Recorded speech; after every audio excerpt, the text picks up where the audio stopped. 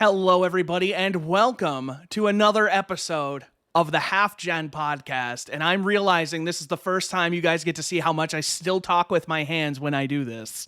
For anybody who isn't watching this, hopefully on YouTube, we are doing a local recording of the podcast. We have video. I see the lovely faces of two of my favorite people in the world. Ross and Nat are joining me as almost always.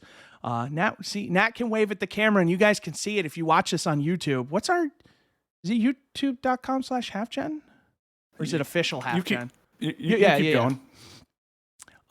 So we're trying this out. Ross finally has a working webcam. Nat, not really. I'm buying a new one because this one is from China. I wish I would have kept the box because it's literally on the box. Yeah, literally on the box. It just said a webcam. And I was very confused on how your webcam had a dead pixel. Yeah, it's, I'm in the process of ordering a new one as we speak. Excellent. After he finds out what our YouTube channel is. I can't find the YouTube channel. What do you mean? Are you not subscribed to our own YouTube channel? Hold on. You keep going. Let me type in HalfGen. I did that. I did that. This is a great start. What do you mean? What do I mean? I type HalfGen and hit search. HalfGen channel. Why is that happen? Where is HalfGen? Where is my channel? What email address did you use? Did you use yours?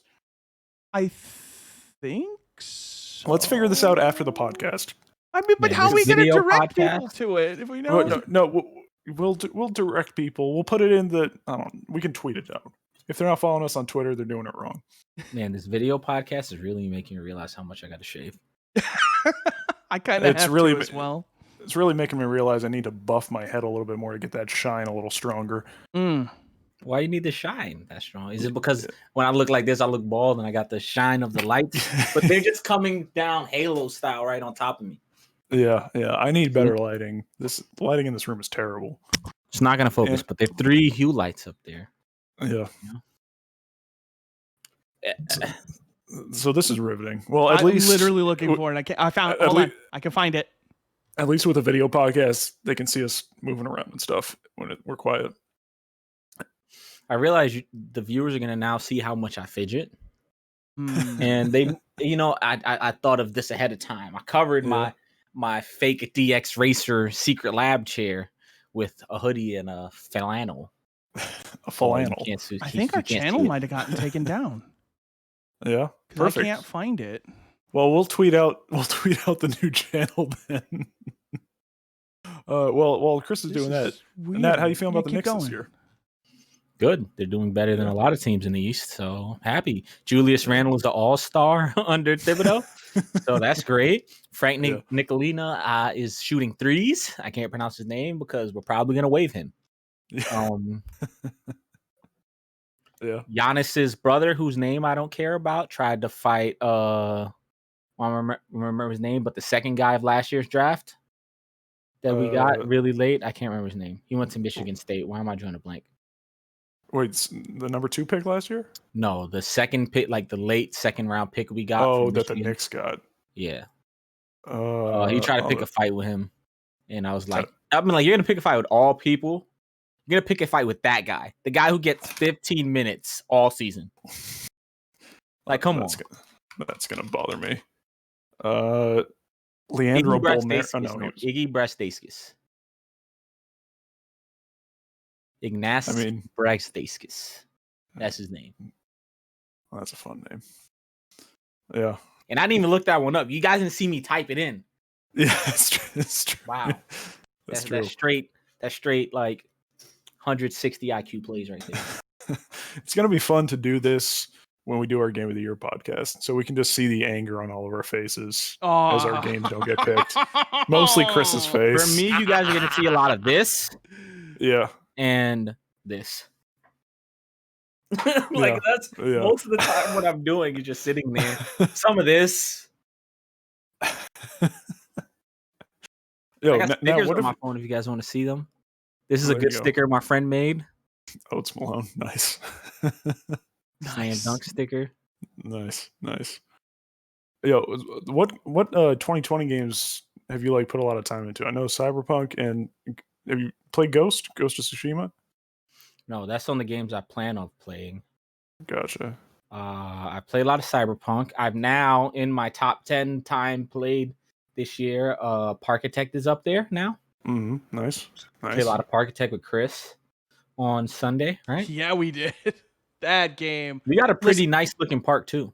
I had never played that game prior to that day. Me and Nat, I bought it for Nat. You guys were there on the podcast. If you are longtime listeners, you were there when we did that during the last sale, where Nat got his fancy horse.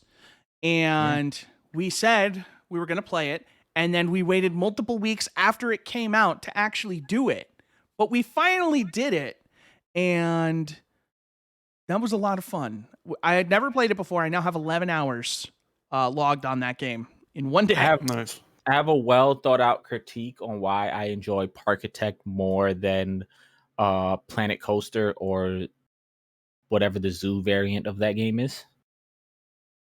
Go for it. Because I was talking to my friend Neil, shout out to Neil, about it, and he was asking me if I like it, and I was like, yeah, Parkitect has multiplayer, which is great. Any game you want to make fun, throw some multiplayer on it. Easy strat for developers. I won't even charge you for it. Just throw some multiplayer on it, make it not wonky. Just doing things with your friend is fun. Put it on a t-shirt.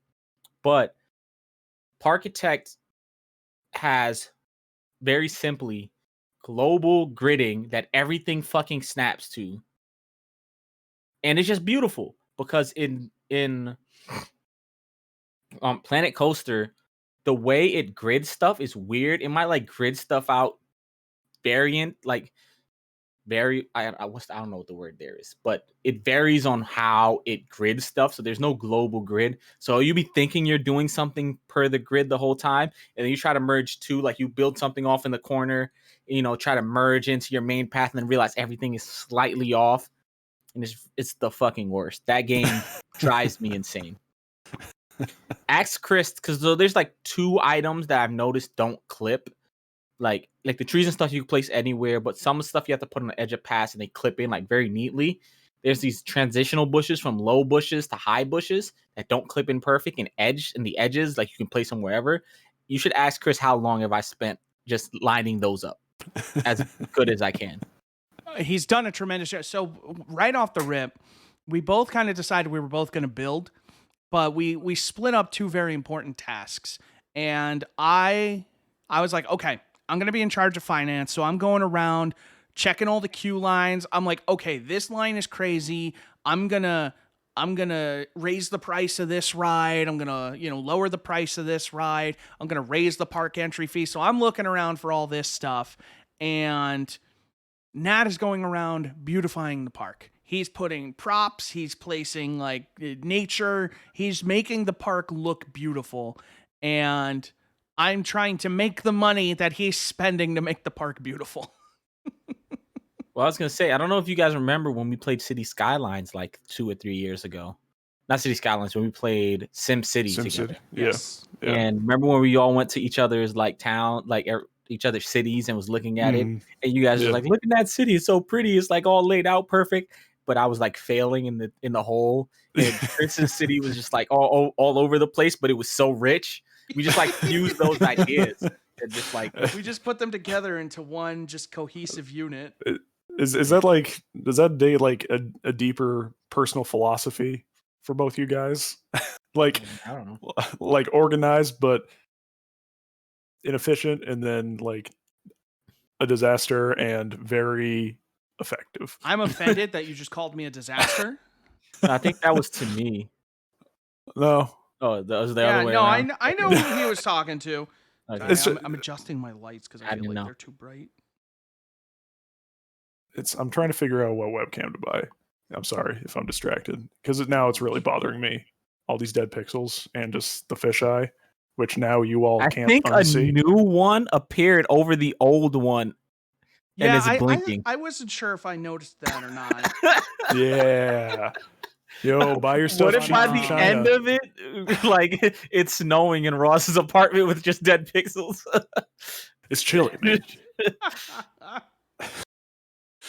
Man, I hate buying technology because there's so many options, and then I don't know what to get. generally speaking, any Logitech one is going to be good. I feel like even like this one is like a 6-year-old 1080p Logitech monitor. Because I mean, realistically, I don't think you're going to be doing anything in above 1080. I mean, you could get a 4K one, but I feel like you're going to be spending money because most times it's going to be a quadrant of a 4K screen anyway. Yeah. Or 4K recording. That's going to get rendered down into 1080 anyway. Which ones do you guys have? I have the C920. I think the same one actually. Yeah, according to Tech Radar, that's the best webcam. There you go. Sure, shouts out to my job. It shouldn't be named. I've had this thing for years, and it's putting in good work. So I can't really complain. Oh, I don't think I could turn it on right now, but I could turn on my funny stream zooms into my eyes and stuff if you guys want. I can figure that out for next time. I kind of love when you do that.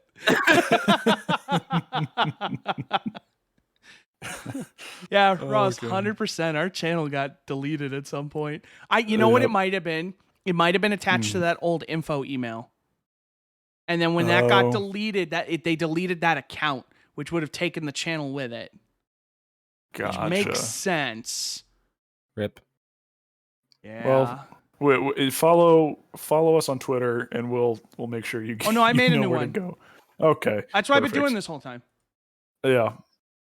So yeah, I'm gonna I don't need 4K. That one's expensive. Mm-hmm. I'm seeing some.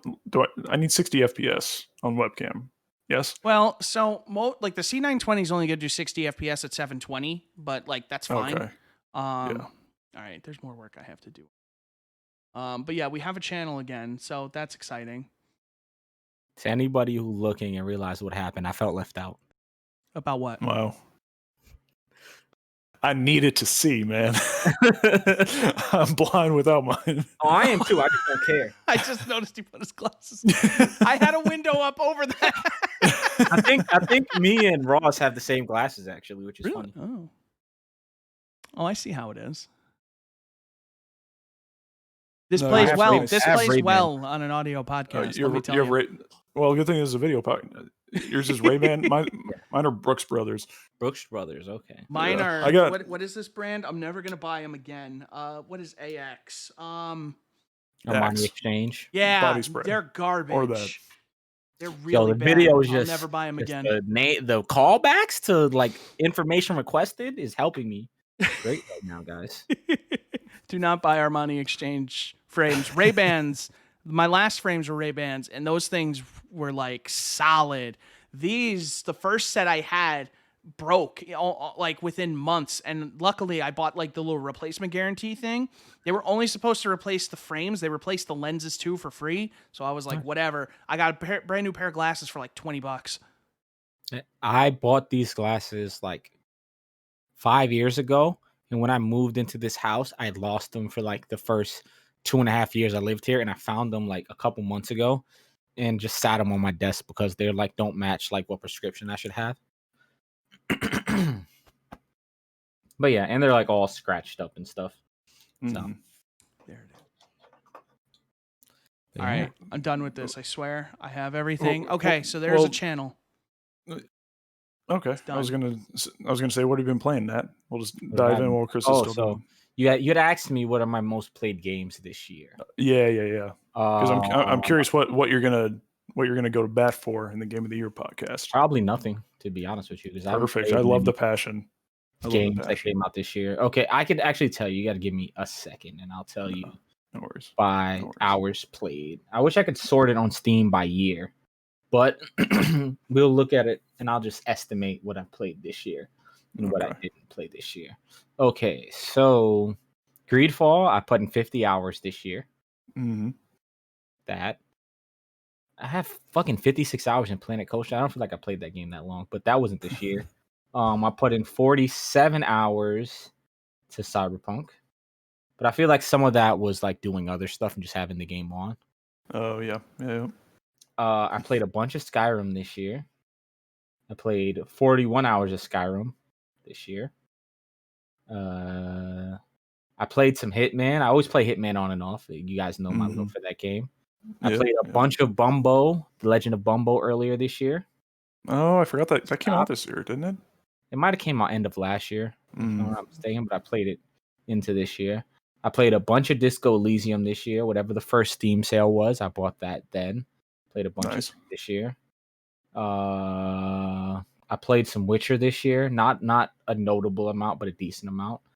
I put 12 hours into Fallout New Vegas this year. 15.9 into Raft. 16 hours into Persona 4 Golden. And 8.9 hours into Death Stranding. So this is just to let you guys know. If you guys say I don't play games, I have the time, just not the completion stat. Or the year. No, I mean all of these are from this. I'm only naming games this year, like games I didn't buy this year. So Death Stranding technically came out on PC this year, so he's not incorrect. Got it. So Death Stranding is going to be our game of the year. I'm only naming games. I'm only naming games I played this year, not games that came out this year. Okay. I played 11 hours of Parkitect this year. Just getting off my hours of. I also went on a Rust binge for like 6 hours earlier in the year. And earlier this year I was also into Bomber Grounds, which is like a Bomberman like a battle royale thing. That was interesting. Huh. And there's some other mentionables here. Fall Guys, 2.5 hours in that. This random indie game called Cloudpunk that was cashing in on the cyberpunk hype. I almost bought that. I really seriously considered buying that, and it's actually really interesting. The story might be better than Cyberpunk, but don't tell nobody I said that. All right, I won't tell. Well, I guess you don't have to worry too much. I also played like 3 hours to Save the Spire this year. 6 minutes of Hades. I'm still just livid at you about that one. Yeah, keep going. You know what sucks? Chris bought me my fancy horse, and I've played and looked at my fancy horse for 11 minutes as compared to the 6 minutes of Hades. I had a button for that. And there's some Xbox games I've played. But what did I play this year? I played the DLC for Outer Worlds. And I don't know if I beat Outer Worlds at the beginning of this year or it was the end of last year. But I played Outer Worlds this year a good bit. And I think that might be it for games I've played this year. PS4. I also played Persona 5 Royal on PS4. And I played some Catherine. We decided that we're not including Royal in Game of the Year, are we? We talked about it. I think we said we weren't going to, but I mean, we can easily go back on that. I'm just trying to figure out, do we count that as a remaster? I know the concern was we didn't want to renominate it because we were worried, okay, well, Persona 5 is just probably going to win all the same awards or Royal is probably going to win all the same awards 5 did, I know that was the concern, but yeah, I feel like the vast majority of the game is the same. Should we count it for remaster? Is it late enough to be a remaster? I don't know. I feel like it falls into this weird middle ground to where I'm not sure. I haven't played it, so I'm not sure how much quality of life stuff they've changed, or if it's literally just the additional content that they've added with the new characters. They did change, you can use your gun. Your guns reload every battle now instead of per dungeon, per run. Mm-hmm. So you can use your guns every battle now, which completely changes the dynamic of using your guns. They go from this thing of oh shit, well I gotta be real careful with this to I can just use this in every fight no matter what. And it adds another layer to the combat in a way I didn't expect it to. Because now I just go into every battle. I'm like, is it weak to guns? Bang, bang, bang, bang, bang, Yeah. Especially when on, because she just fires everywhere. So normally you get a good spray to see if everybody's weak firing off with her. PS4, I played that. And I also played Control at the top of the year. Nice. I also didn't finish that. We'll have final discussions with the fate and why I didn't finish Control was because it runs like shit on my first gen PS4. That is correct. That's fair. That is correct. That is fair. That is that. Okay. I hear it runs better on a PS5 though, for what it's worth. So in terms of games that released this year, You got Cyberpunk. 6 minutes of Hades and Cyberpunk. That's it. He just shook his head. He was so fed up with what you just said. I wasn't fed up. I was just like, you just had a look, I could lie. just like no, but you just had a look on your face, just like, you know what? No, it wasn't a you know what. It was like you got me. I can. Nat, I'm just letting you know I'm banning the phrase "I don't have a horse in this race" from Game of the Year. There's gonna be a lot of ponies missing from the race then. Also played Genshin Impact for like who knows. Genshin Impact is fair. That's a fair nominee. It's a fair game. It's cool. Yeah. Nice. Sorry, we have a YouTube channel again. I think that's all of the my gaming for this year. There's still time. I'll do one quick peruse. We are doing Game of the Year. I'm not gonna add any news titles in there. It's probably gonna be more Cyberpunk, some more Parkitect, some Divinity 2. That's probably the only entry that's gonna get added to my playtime this year, especially considering the year ends tomorrow. Well, we're not doing Game of the Year. If you couldn't tell by when this podcast is going up, we're not doing Game of the Year until January. With Cyberpunk releasing as late as it did and kind of in the state it was in, we felt like pushing that was probably the best move. I think we're targeting maybe like 2-ish weeks from now, or 2 to 3? 2 to 3. I would Before say. the end of January, Guys, there will be it's all Game of the Year content. It's all about branding. No, we didn't do it for that. We wanted to make sure every entry could get in. You know, I was gonna get in my real politician rant, but I realized I don't know. But we could brand it that way if you guys want. It is all about branding. This is coming from the man who created our logo. It's You true. should listen to him. He did do that. And you know what? It's a fine logo. It served us well. Do you guys know HalfGen has been around for 4 years? As of December 10th, it's been around for 4 years. That's not real. Yeah, well. That's some fake news right there. Well, I got news for you, bud. It's real. And we sponsored a digital theme park the other day. It's true. Oh my God. He found out that you could upload custom images into Parkitect.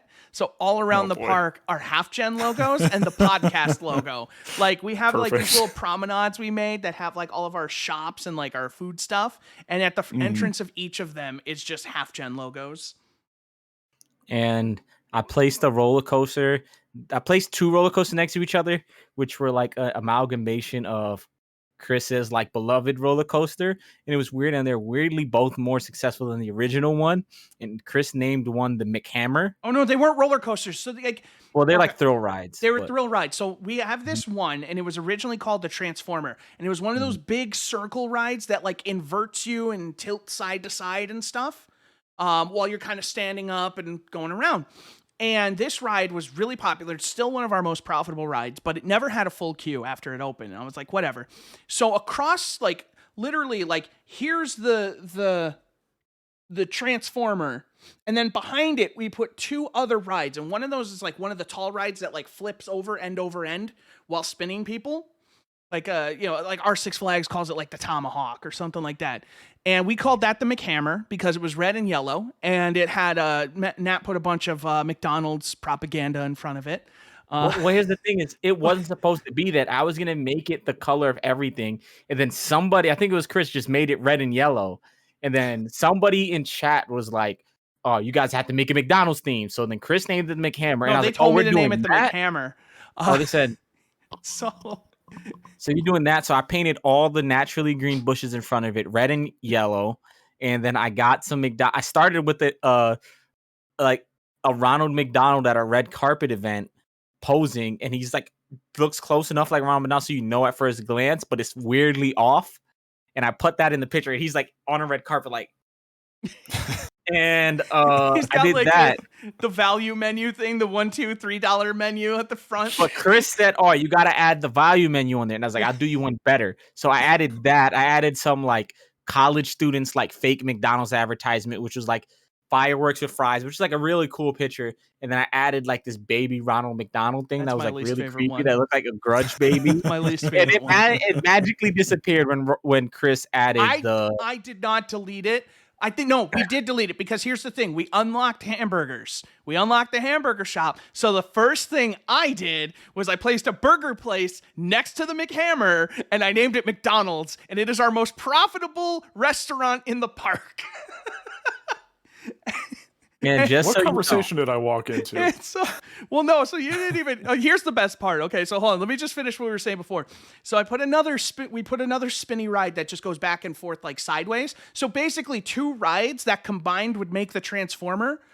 These 2 rides all had full queues, and no one was riding the Transformer. I was like, what the hell is wrong with you people? You're going on 2 separate rides that are effectively this one ride. You can get all of this on one ride. So I renamed it to the Shocker, and I changed the color scheme, and now it's like, okay.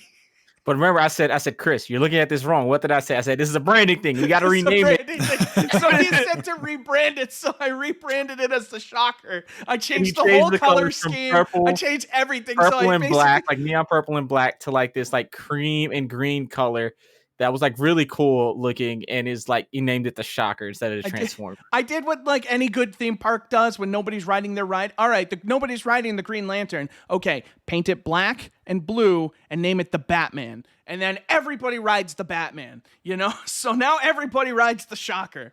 But here's the best part. At one point, I'm looking around the park, and it's me and Nat, and someone from my chat joined us. So here's the best part, Ross. Yep. The McHammer broke down. The controls Perfect. got stuck. And I just hear, oh no, not the McHammer. And we go and we scroll over, and this thing is spinning so fast, it looks like at any moment it's gonna launch these people into space. And it's just spinning and spinning and getting faster and faster and faster every time. And it's just going. And I was like, oh my God, everyone's gonna die on this ride. Everybody gets off the ride when the mechanic fixes it, and they all just projectile vomit over the sidewalk. Every single person vomited on my sidewalk. I had to hire new staff. They're like just vandals that run around. Yeah, we've had these dudes with bandanas and hats, and they just run around and kick benches and stuff. And then when you ban them, they pout and walk out mad upset. Also, we had a bunch of them. We were going around 4 hours, and then we realized we were on like 500 acres of land. Yeah. This park we didn't is zoom massive. out, and then we zoomed out, and it's like if my whole webcam is like the map size, this is how much space we're taking up on the map currently. You know, to be fair, probably the size of both of his hands together. Probably about this much, maybe a little wider, but yeah, like almost nothing. It's hilarious. So I'm gonna fill it with roller coaster at some point.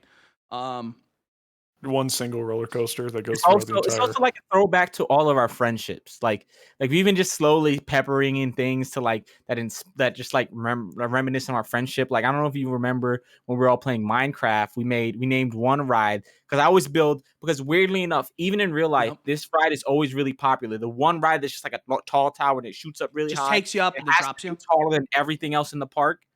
That ride. We built it, and then we was letting people name names, and I was like, you guys can name anything except for this ride. And then me and Chris named it the CN Power Tower, like when we were playing. We tried Minecraft. to build that in Minecraft. We were building the CN Power Tower because we were basically like, we had this server, and I don't know why, but we decided we were just gonna like role play it like we were like the energy company. And so we needed a big skyscraper to represent our business interests. So we were each building half of a skyscraper, and we were like connecting it with bridges as we went up. And so it was the CN Power Tower, and I wrote the sign in gold and iron and stuff. So like it was really nice. Built out of like steel blocks, half slabs. And like it was the most absurd, like fiscally irresponsible building you've ever seen in your life. It was perfect for us. So the first thing I did when we started the park is I named it CN Park because it was just us at first. And I was like, boom, here we go. And then we made the CN Power Tower. And then I was able to charge $8 per ride. And it was great. I made a lot of money on that. It's our most profitable ride in the park. Yeah, it's. I hope with some of the park space you have left, you'll devote some to maybe a nest-themed area in one corner. Nah. Like, we have to make the nest zone. Yeah. We have to do one that's like hot rides and cool rides. Like we make like a hot ride in the middle and like a water ride around it. And name it the nest zone. We have one. We have several areas that are owed to the Gentleman's Promenade. Yeah. Nice. We have Food areas. We have food areas. They're all promenades, and then I built an elevated one, so we named them. There's Promenade Classic. There's Promenade Plus. No, there's Promenade XL. Yeah, no, Promenade Classic, Promenade XL, Promenade Plus, and then mine's is Promenade Super Plus. Super Promenade Plus. And then mine is Promenade Select. It's like I wanted it to sound like if you signed up for an American Express card, it would be a perk like visit CN Park and get access to Promenade Select for the most exquisite dining, such as the burger place I named Five Guys. The Subway shop, or the sub shop that I named Firehouse Subs. You just made it all the bougie like restaurants, like not the bougie ones, but like the notch up of everything. The Firehouse, everything else is Subway, Guys, Firehouse, what else do we have? Auntie Anne's pretzels. Auntie Anne. Yeah, we have a Sbarro. Is there gonna be a Shadow Realm at some place in the park? Yes. Oh, we have to. There has to be a ride. Nat built this neon ride, and it was called Neon City. And it's such a shitty ride, and it has the longest queue in the park. And so, as a joke, I renamed it to Night City, and it immediately broke down. It after that, but I'd already put a Cyberpunk sign in front of it because I knew it was. Sign, yeah.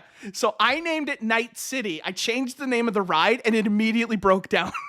Because here's the thing. Here's how we build the park. Is Chris is very analytical with the money, and then I'm just like Michael Jordan. Roll the dice on some shitty ride. I'm sitting here like, all right, guys, let's exercise some fiscal responsibility. Let's not spend any money for a while. All right, we've got 4 Gs. Who just spent all our money? And I look, and Nat's just like beautifying a roller coaster he just built. I'm like, what the hell, dude? We're saving up for this thing. He's like, yo, I'm rolling the dice. Put that. I think that's the title. Put that in there for me. I rolled the dice again while they were looking at the Mario theme like roller coaster, and then we took the pictures, and there's like pictures of Mario on the beach at each end. The Mario and Luigi sign, a picture of Mario and Luigi like this from like I don't know what game. He made a ride that just was themed with mushrooms.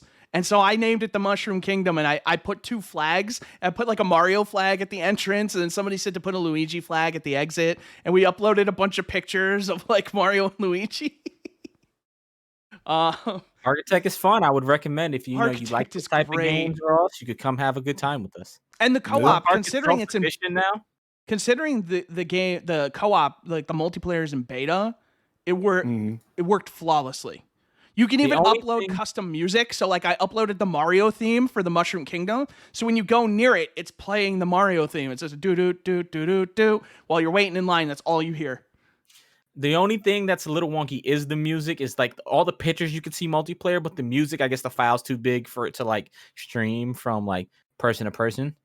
So that's the only thing that's like a little weird with the multiplayers. Like you can't hear the custom audio tracks. Yeah, gotcha. I also did another audio track that was custom. I put one of the tracks from the new Destiny raid just because I was like, this would be cool to have playing throughout my park. So most of the park just plays Deep Stone Lullaby from the new Destiny raid, and it's just really somber and nice. And Chris spent 30 minutes looking for a flower speaker because here's the thing is there's like an immersion stat, and people complain about seeing the employee paths and all this other stuff. And they would complain about like just seeing the speakers. So I put all these like flower speakers that didn't decrease the immersion stat, which is also cool because the Promenade Select that Chris was talking about earlier, it's the coolest thing ever because it's raised. It has bathrooms at the bottom, the food eating place at the top. There's like a little flower bed underneath, and the employee path so they can stock the back of the store comes up literally from underground from a secret tunnel. It's dope. It's like blocked It's off. dope, dude. But yeah, so we're looking for this flower speaker, and it's playing this other track, and I cannot for the life of me find it. And so I'm convinced it's under this water tower. So I remove this water tower, still can't find it. There's a bathroom there. I remove the bathroom. Somehow we built a bathroom and a water tower on top of this speaker, and it's just blasting this generic adventure music. So I have to remove all these fixtures to get to it, which, mind you, we have to rebuild afterward. And I'm just like, son of a bitch, I spent a half an hour looking for this, and it's been under a bathroom and a water tower. We also didn't talk about how we spent like 40 minutes at the beginning like building a park where we weren't even like we were all just kind of doing our own thing, but we were like doing our own thing around each other. I spent all of our money on a roller coaster. And we sunk the park. We sunk the park. So I built this roller coaster, and I did a bad job, it turns out. I thought it worked well. But it turns out when you do a negative 8G turn into a negative 10 or into a positive 10G turn, people don't want to ride your roller coaster. And I didn't have money to fix it.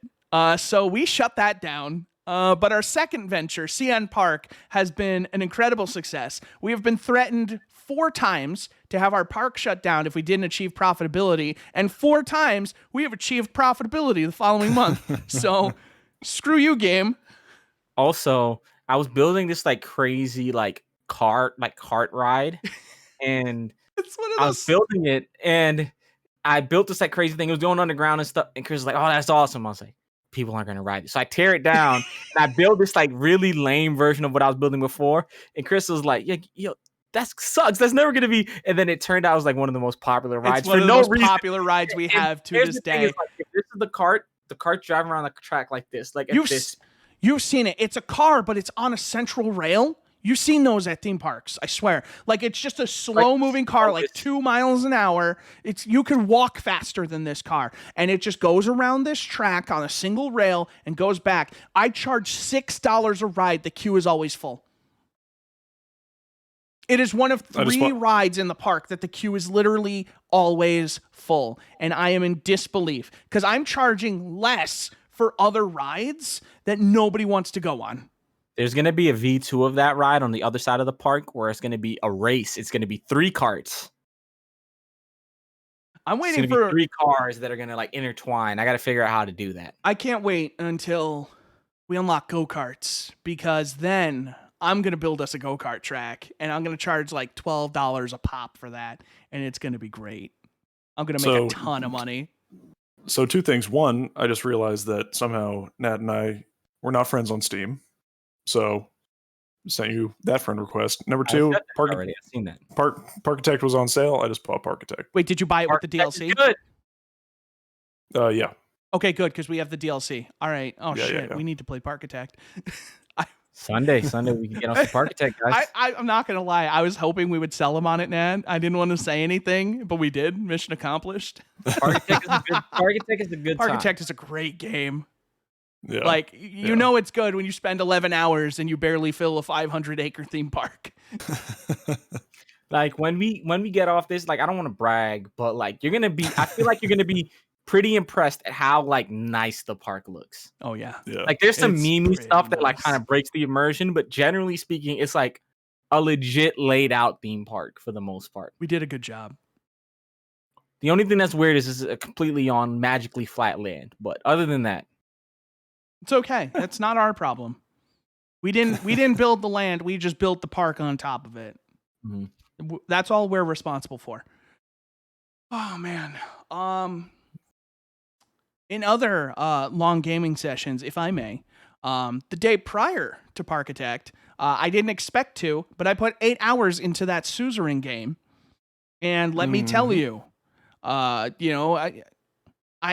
make the joke sometimes, of like, this shouldn't be an act of Congress to get this through, and like, boy, I saw an act of Congress in that game, because one of the big things you can do without like spoiling the game, because I know Ross, you're interested in playing it. One of the big things you can do is make changes to your constitution. And so I put forward this change to the constitution to kind of make it more, give the people more control over it. And I kind of defied my party in the process. And one of the really cool things was, like, my party, they're just like, we'll never pass this bill. We will never let you pass this. I will fight you tooth and nail to stop this, like, really bitterly. And I was just like, do you know who you're talking to? And they're like, you should leave. I was like, oh, bitch. But all the other groups that were opposed to me were just like, no, yeah, this is great. We support you 100%. And I was like, dope. So I'm spending all this time trying to... What's wrong? What's wrong? He's just in a sauna. Leave him alone, man. Let him relax. So I'm spending all this time trying to like down a bit. Perfect. Like, well, you guys are gonna have to watch the video. But I'm spending all this time trying to like get these people to support the change to the Constitution. And where I left off, dude, I tell you, I couldn't play the game anymore because I was exhausted. I passed it through the assembly, but now I need to get it through, which is basically Congress. So I passed it through the assembly by a wide margin, as the former president who made the Constitution was there trying to stop it from passing. Which I was just like, yo, don't just say nothing, dude. Like, ignore him, pretend he's not here. But now it needs to go through the Supreme Court, who has like untouchable power. And part of the Constitution makes it so that they don't have as much power to kind of balance it a little bit. So they're not gonna like it. But all of the assembly is just like, you guys should pass this. Like, I have provisions in there where, like, if the assembly believes that they're acting unconstitutional, they can, like, vote them out. They can impeach members of the Supreme Court.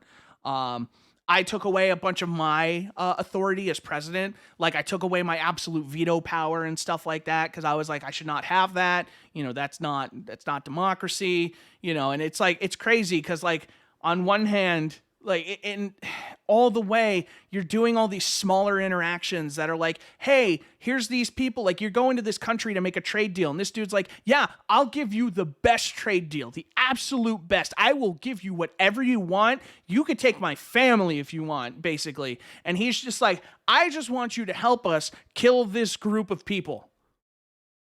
And I was just like, you mean the big group of people that I've been spending months trying to make happy in my country?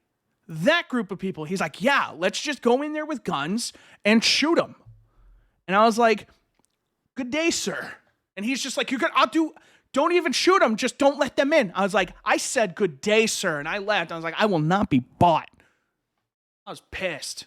But like, dude, I spent... question. Isn't this that like Diablo type game? No. You're thinking of Wilson. Wilson, okay. No, so this game starts off as more of like a... You might not have been here the week I was talking about it.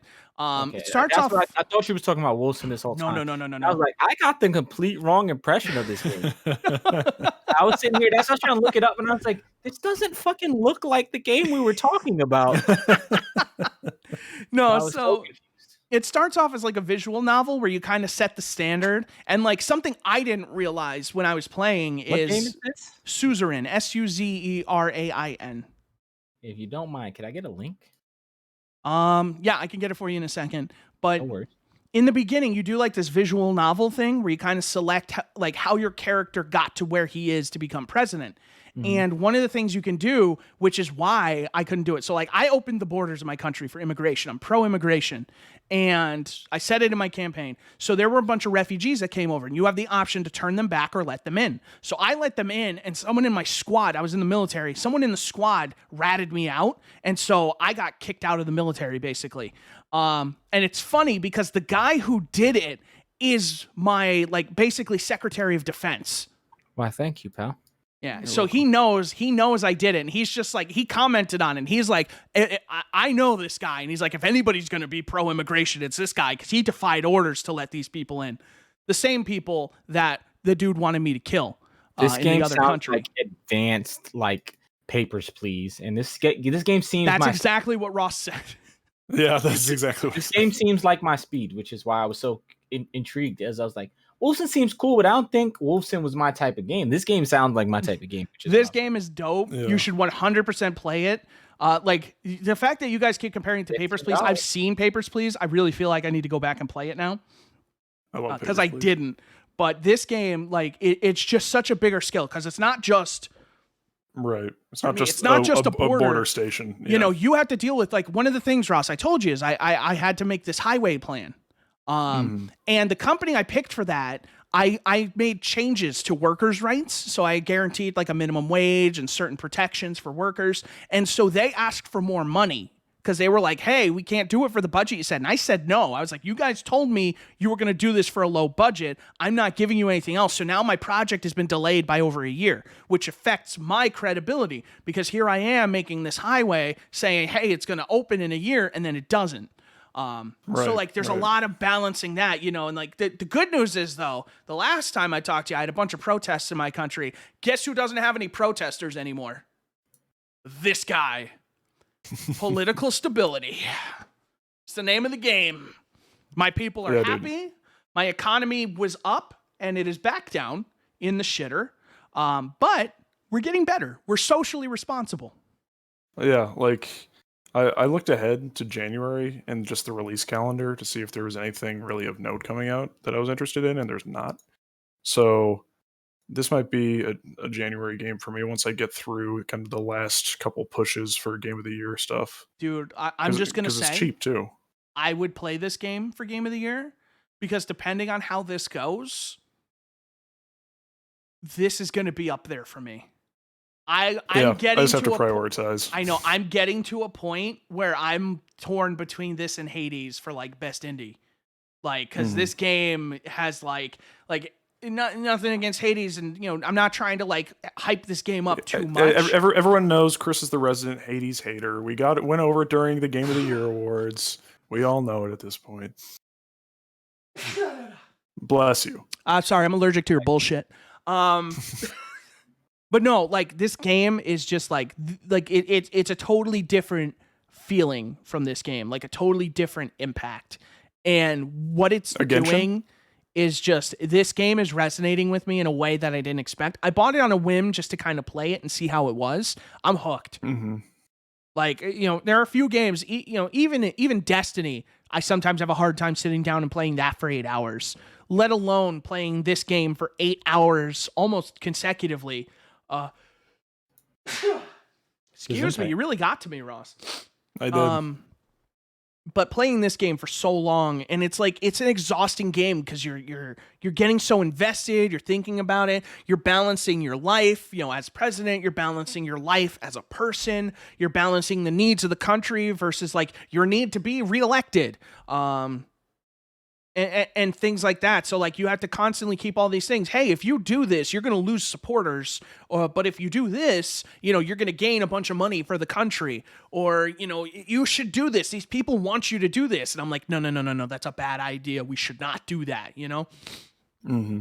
I'm really enjoying it, really liking it, really strongly encouraging anybody. If this sounds like a fun game to you, you should be playing it.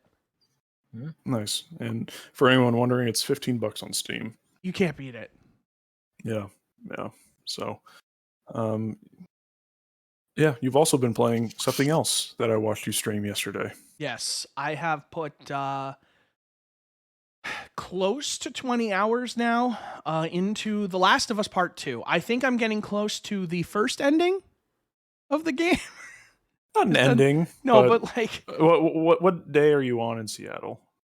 Like at the beginning of each chapter, it says like Seattle Day. I think this is day 2. Okay. Gotcha. So yeah, no, or is this day 3? No. I don't know. I think you left off. I think it was day 2. I think you're getting close to the end of day 2, I think. I believe so.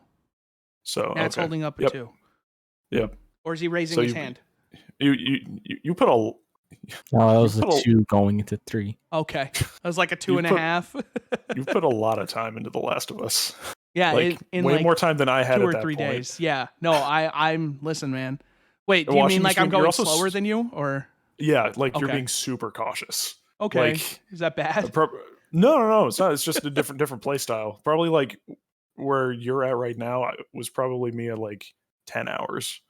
Oh, like, Jesus. But I was like Molotov cocktails all day, and like I was more aggressive than you, which didn't always work out. But I'm definitely trying to play stealth as much as I can, and I have learned patience through that game because Ross was watching me play it yesterday, and I sat there for, I shit you not, 20 minutes trying to figure out where this person was because I couldn't find them, and I wasn't moving until I knew where they were. And I'm just sitting there, and I'm like, where are you? Yeah, you stood in that one hallway to shoot down the hallway at Stalkers for like 20 minutes. That was I was great. Like, this man is careful. That was great. That's hey, I killed a bunch right of them. there. Dude, they kept poking their heads out, and I kept taking their heads off with that hunting rifle. It's true. That was Get the scope. That was peak hunting. That made me fall in love with the hunting rifle finally. That was my moment that I needed with that gun because I was popping heads off those stalkers. You should have seen it. I think right after you left or you were gone for a minute, I went into a room. It was after the stalker area. The next room you go into after that, when you're on like the fire escape. I went into that next room, got spotted immediately. Everything came into the room, and I gunned them all down. Didn't take a single hit. Just gunned everything down, and I was just like, well, that went better than expected. That was the best gun encounter I've had in the whole game. Yeah. Because I just pulled out Mr. Shoddy, and Mr. Shoddy knows what the clicker's like. It's true. It's true. God, that one room though, I'm still thinking about. I was telling everybody about it last night when we were playing Destiny. I telling them about the workbench, the ambush, and I was just like, spoilers, I guess. There's an ambush at some point. You'll probably know it's coming, but you won't expect the way it's coming. That was probably my favorite moment of the whole game. It was super cool. That was so well done because I knew it was coming because I heard the creaks in the floorboard. I heard everything. I knew there were people there. And then when I got hit by it, I was freaking out. I was just like, Jesus! It was great. I wish I'd been streaming that just to clip it, but I was freaking out, man. Like you're at this workbench, you're like almost first person, and all you see is the gun, and you just hear a creak behind you, and then you just hear this dude just start dead ass sprinting at you off screen. You don't know where he is or where he's coming from, and he just knocks you against it and is trying to choke you out. Yeah, right. Watch your back, my friend. And then all these people just start flooding into the room, and I'm just like, shit, firing my gun, shit. And just yeah. I'm playing it up for the video, got to make it worthwhile. I like the motion. People coming from the ceiling, you got to shoot them from the ceiling. Yeah, and like a little more context is like these workbenches are how you upgrade your weapons. So he was like in the menus, like looking at different weapon upgrades, and I knew what I did was wrong and immediately started spamming because I was like, shit, I didn't want to do this. So I'm spamming cancel and I couldn't leave the menu. And I was like, oh God, I'm going to die. I haven't found these people yet. I'm going to die. Yeah. But I wonder if I had gone the other way first. I wonder if I would have seen them in that room. I don't know. Because now I'm curious. If I ever New Game Plus this game, I'm gonna go that way first to see if they're in there. Because then, in Ross fashion, Molly. Yep. Pop a Molly. And they're sweating. But yeah, I guess at this point, just kind of in general terms, how are you feeling about the game? I like it. I like it more than the first game. To this point already. Yeah. Like I have my gripes with how the game plays. I feel it. Maybe I'm just being too hard on it, but I feel it when like the AI reacts in such a way that it feels like when I press a button, it's like rock, paper, scissors, but they wait half a second to see what I play, and then they just play the other. So I play paper, and they're just like, oh, actually, scissors. Mm-hmm. Every time it's just a trap card. They got a whole deck full of trap cards, and they're just playing them instant. The best advice, man. When they're playing rock, paper, scissors, you play Glock, paper, scissors. You feel me? Yeah, but then they knock me on my ass. You gotta escalate. The rule of escalation. We talked about this before. Like, man. I'm literally standing. I'm standing next to this dude. I'm standing next to this dude. I'm trying to swing at him because he's right next to me. I'm not going to pull out my gun. And some dude off screen, I shit you not, the moment I press square, this dude shoots me. And Ellie falls to the ground. And then this dude that I'm trying to hit comes up. So I get up and I press it again and he hits me with his thing, so I can't do it. Then as soon as I get up again, the other dude guns me again and knocks me down. And I'm just like, this is a vicious cycle of fucking I want to die. It's one thing that in situations like that I made fairly good use of was blind fire. I would just blind fire to get him off my back, and then I would pop out and then go for a melee. But there's no blind fire. Don't you have to aim down? Pretty sure when you're in cover, you can blind fire. Oh, when you're in cover, that would make sense. Yeah, because you were in cover behind that log.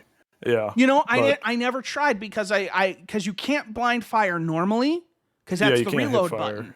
So I never thought to try blind firing from cover. I'm pretty sure there's because that would be helpful.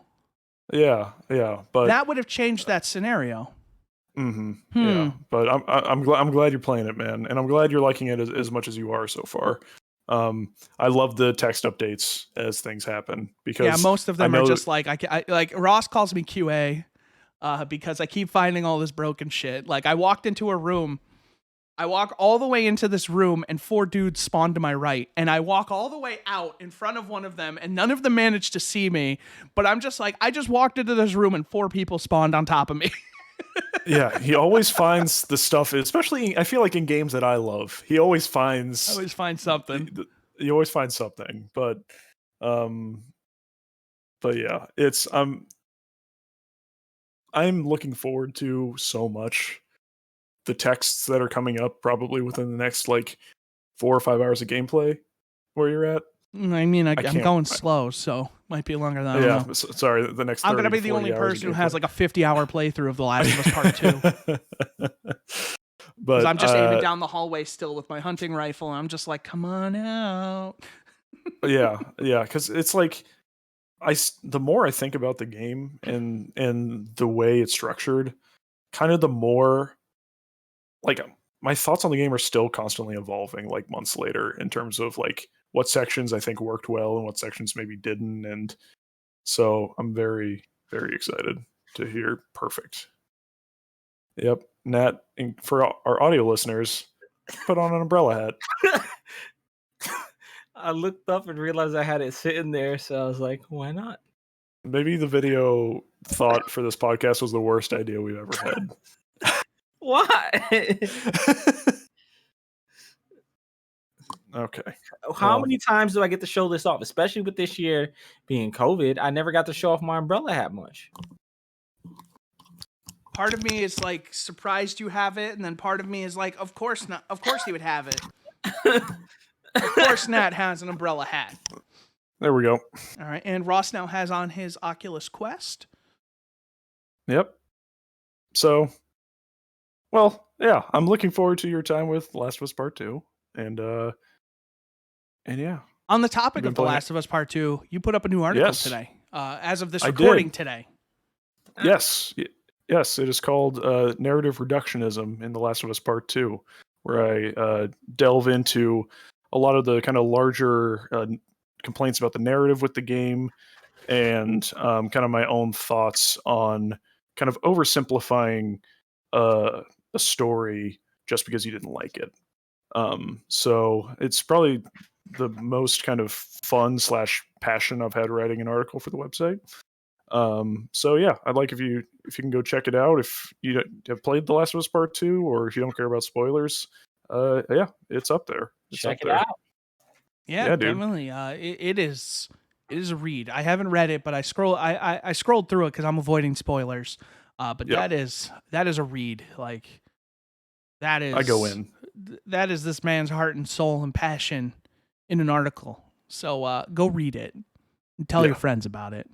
Tell your friends, share it, tweet it. Are you in pass-through mode, or are you just looking at us through the... I don't think it's even on. Or none.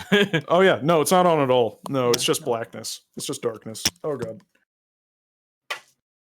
I thought you took your glasses off. I didn't realize you put it on over your glasses. And I'm more surprised at that than mine. I have the glasses spacer in there because I need it. There you go. See, last time my mic was close enough to where it was picking up my breath on the track. Yeah, no, so I was trying to move it. This time it was a little further away than it was a second ago.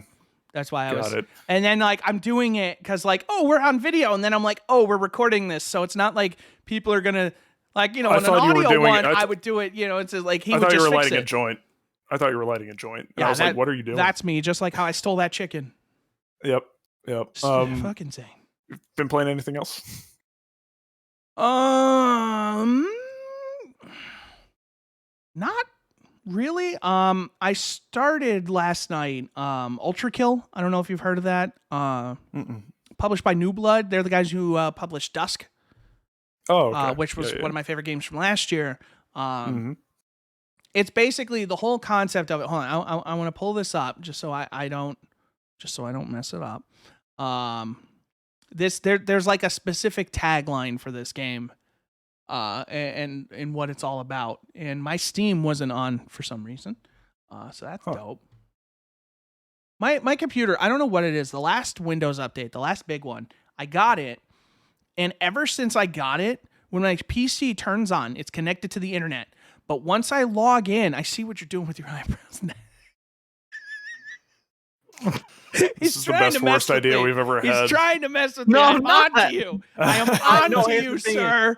I'm pointing and looking at him on the screen like he can see me. I'm looking at you now. I'm on to you, sir. My mic is right here blocking like 50% of your vision diagonally of what I could see from you. So I can't see like the corner of your room, and I can't see like your mic in like this part of your body. So I can see you there. And I see Ross too, but I cut off like a little piece of Ross as well because the mic comes like this. So all I'm sitting here is looking at myself, and I'm like, man, look at my eyebrows, and I'm just messing with my eyebrows. And I'm listening, but it's just this is what I do when I'm not. If I had a mirror in front of me, if we were podcasting without video, I would be doing this. You just wouldn't see it. Yeah, I just saw a TikTok of a baby, like a newborn puppy, discovering their paw for the first time. They like put it in front of their face, and then they're like, oh. And they start moving it more and more. It's pretty good. When I was a kid, I got hit with a baseball bat, and now I have like a scar. So like my eyebrow is like weird right here. Yeah, I got hit by something I don't remember, but I have like a little dent in my forehead. I don't remember how I got that. I can see it now that you pointed it out, but I couldn't. Yep. Let me put it in the light some more. There we go. Right Don't there. put it too close. You're gonna block it by the pixel. Oh dear Lord. Okay. I have bought the webcam, by the way. It's arriving on the 6th. Hey. Excellent. They have them in stock again? That's nice. I'm gonna miss Snowy Fisheye webcam. We've only known it for such a short time. I think the amount of pixels, the dead pixels have doubled since we started. Yeah, it's dying in front of our eyes. Yeah, I think Snowy Fisheye is going to be my next MC name. Change your name on Steam. Okay, so here's the tagline. Mankind is dead. Blood is fuel. Hell is full. So basically, you're going through these zones, and you're just killing these dudes, and blood is like health. So that's how you heal. So the more crazy... So it's basically like Dusk, if Dusk had a style meter like Devil May Cry. So the crazier you kill enemies, the more blood they create, the higher your ranking goes. And, it degrades in real... Yeah. So it'll degrade in real time, but you can keep it alive by doing crazier kills and stuff, and it'll keep spawning stuff. There's boss rooms and things like that. You get some crazy guns. Like one of the first guns I got, you remember from, spoilers, maybe a little bit of a final, towards the end of Final Fantasy VII Remake, a particular boss that flicks coins and shoots them. You get a gun like that. So you get this revolver that lets you throw a coin in the air, and if you shoot it, you get a guaranteed critical hit on whatever enemy you're fighting. So you flick the coin, you shoot it, and then crit automatically whatever's nearby. It'll just automatically deflect to whatever enemy it can find and crit them, which is really cool. Nice. I got like this shotgun that is like a secondary fire that shoots like a grenade launcher type thing and blows stuff up. It's cool, and it's really fast paced. They have a PSX mode if you want like the really pixelated look, but they also do like the warping in the environments and stuff, so it looks really bad. It's great. Nice. Nice. I'm not playing it that way because I'm sane, but it's really cool. A lot of like high mobility, just like it's fun, man. It's still in early access. So they're going to be adding to it. There's like a bunch of secrets. And the thing is like the game has like this blistering pace to it that like you want to just keep going. And so I kept missing secrets early on. So I was like, okay, I got to go back and like replay some of these levels and unlock some of these secrets because you get like bonuses and stuff for them. So I'm trying to go back and find a lot of things now because I'm going through these levels finding nothing. And I'm just like, what am I doing wrong? I'm killing the dudes. But it's fun. I like it. I'm looking forward to seeing, what it turns into. This is one of those games currently, all reviews out of almost 4,600 reviews, 99% overwhelmingly positive. Nice. So like there's like 2 people in the world who don't like this game. Nice. But yeah, like, and it's apparently their most successful early access game ever. And that's all cool. of their games start like Dusk was early access. They also did that game of Medieval. So there's a lot of they have like one of these that they publish like every year it seems. And it's got a really cool style, simplistic but like really fun. There's like this thing where you can reflect projectiles by punching them in the air. So like these dudes will shoot at you and you just punch the projectile back at them and blow them up. Enemies have like crazy reactions where they'll scream really weird and like it's a fun game. Like it's if you just want to like turn off your brain and go shoot a bunch of stuff, like yeah, its website, I just saw it on the store page, devilmayquake.com. That's perfect. Yeah, so there you go. Perfect. There it is. Got Devil it. May Cry meets Quake. There it is. Fair I enough. feel like the video podcast now notice how much I fidget with my chair, and I hate this fucking chair. And I'm trying to buy a new chair, but I feel like I have the escalation problem is where I started looking at chairs and then I downgraded to trying to get like a Staples chair, like a Staples ergonomic chair. And then I was going to upgrade and get like this company. I can't remember what it's called. They have like an ergo something chair too. And then people say it squeaks and stuff, and that's going to drive me insane. So then I somehow ended up on like a low scale Herman Miller. Then I talked to Chris and Cypher. Then I started looking at the like fancier embody Herman Millers. And then I realized I'm poor. So I'm back at the start. I've heard Herman Millers are really nice. Herman Miller's very That's nice. what my $600 might go to is a nice Herman Miller I chair. had when I worked You at spend the a lot bank, of time in the chair, man. This chair fucking sucks. Yeah, I don't like my chair anymore either. It's like I have a DX Racer, I think, and I bumped the mic. Yep. And it's just like Let's pull the hood. It's not comfortable. Let's See, pull this the hood one's off not the bad. mystery This stick is- chair. You guys ready for this? Yeah. You guys ready? Yeah, the reveal. more Boom, clothes. more clothes. There it is. Doesn't There even it say is. the name on this fucking Yeah. What a fucking ripoff. Yeah, I think that might be one of my big self purchases for 2021 is a new desk chair. I really, really want that Logitech chair from Herman Miller, but I Oh, yeah, cannot I've seen justify it. On one hand, I can't justify spending $1,500, and then I think about how much time I spend in my chair. You spend so much time in your chair. You got to think about your back. I threw my back out the other day, and I've really been thinking about it. And the more I sit in this chair, I just get paranoid. Like, am I fucking up my back right now? Well, like, here's the thing. When I'm playing on PC, I feel like I actually like this chair. I have a Racer. Mine's from Ewin, and I swore I wasn't going to recommend them because they were weird when I was buying my chair, and they kept telling me they were going to ship it at a certain time, and then they kept not doing it up until the point, and they kept telling me it was shipped, and it wasn't shipped. They shipped it like 2 days before I finally got confirmation of it shipping. Like, and so they messed with me. It's a good price though, and it's comfortable. So when I'm playing PC, I feel like I have good posture. But when I'm playing my console, I have this problem where like kind of the front of my chest, like just the way I'm kind of sitting in it when I'm playing on console. You get this thing I do, which is the subway sit. Yeah. You get the hunch, like the kind of one to lean in. And like just right in the center, like hanging. it feels like it compresses a lot. And then like once in a while, I'll move my arms back and it just hurts. And then I'm like, oh, I got to pop it. And so I'm just stretching back like this until you feel like the little pop. And then it's like, okay, I'm okay now. I get that from sitting on the subway a lot, like reading on my phone. Yeah. What I have to do usually if I'm playing a console game, and I need to remember to do it more, I got to like put it back slightly and then lock it like this. Because then I'm more likely to sit like this, which is not like compressing it as much. Yeah. Which is kind of why I just want a Herman Miller chair so I don't have to fucking think about it.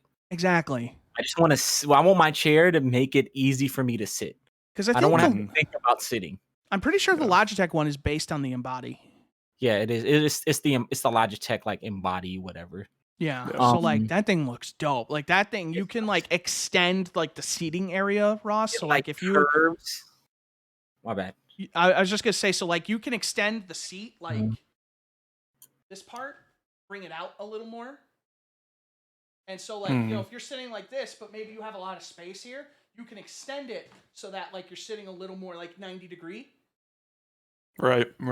They have like a knob that you turn to adjust the back to kind of like lock it into the feel you want. If you guys have a second, I would say you should look at like the promotional pictures for that. The embodies already have like an exoskeleton, like curvature to your spine in the back, and it's like just like caresses your back and supports it.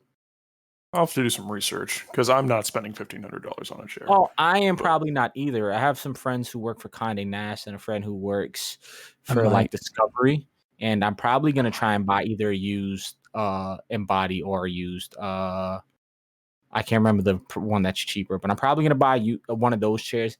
But I'm also thinking like if I get a used one for like $500-600, and I'm gonna spend so much time in it, especially after throwing out my back, that fucking sucks. Yeah. You will never feel as old as you do when you hurt your back and you're walking around like